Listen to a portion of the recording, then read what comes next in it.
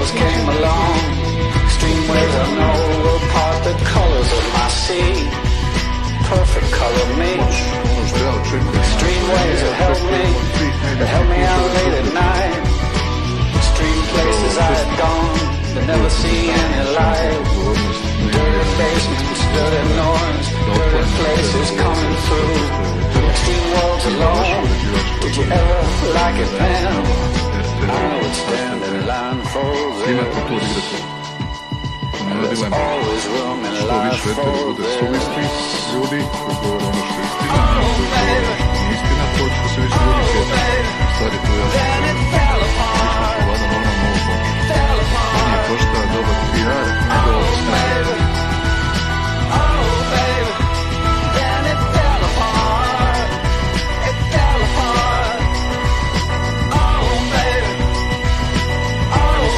I did not write this, but somebody did. Susan, if it's you, this should be holding down a place in every textbook in the world in the future. And I'm going to read to you what I think is one of the most eloquently stated statements about what we have just been through and what we must all recognize is now the truth. And for those of you who are watching the High Wire, this one's for you. Let this sink in. An opinion piece from a vaccinated Australian writer, what it's called. If COVID was a battlefield, it would still be warm with the bodies of the unvaccinated. Thankfully, the mandates are letting up and both sides of the war stumble back to the new normal.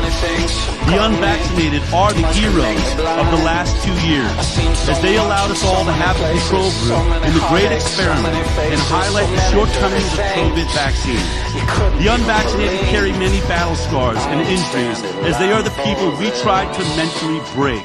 Yet no one wants to talk about what we did to them and what they forced the science to unveil. We knew that the waning immunity of the fully vaccinated had the same risk profile as others within society as the minority of the unvaccinated, yet we marked them for special persecution. You see, we said that they had not done the right thing for the greater good by handing their bodies and medical autonomy over to the state.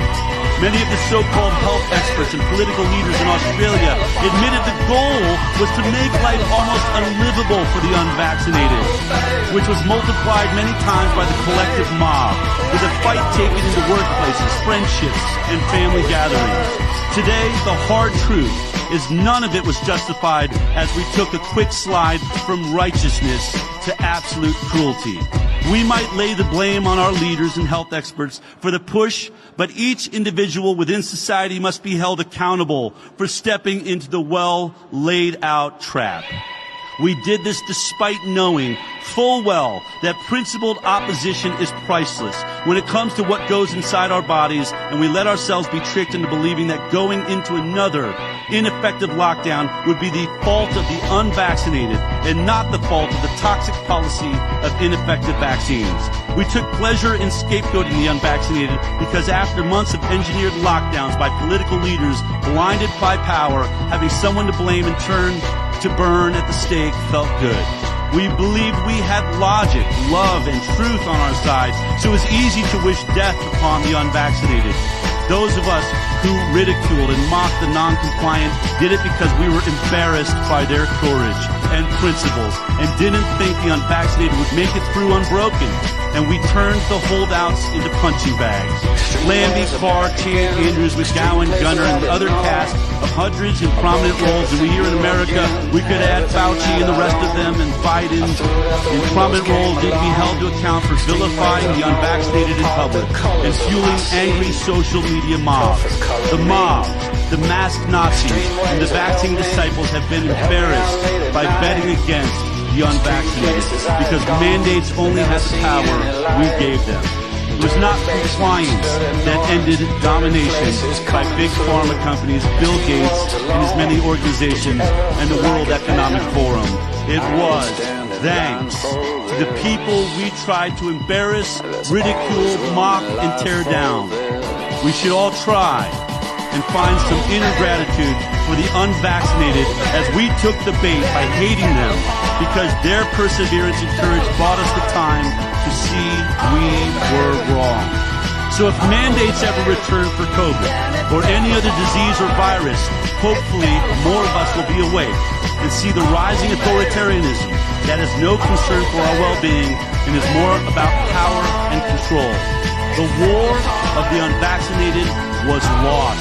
On the unvaccinated was lost. And we should all be very thankful for that.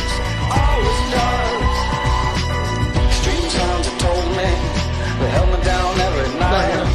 I didn't have much to say, I didn't give up the light. I closed my eyes and closed myself and closed my world and never opened up to anything that could get me at all.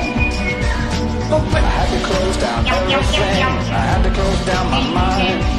Too many things caught me, too much could make me blind. I've seen so much in so many places, so many heartaches, so many faces, so many dirty things.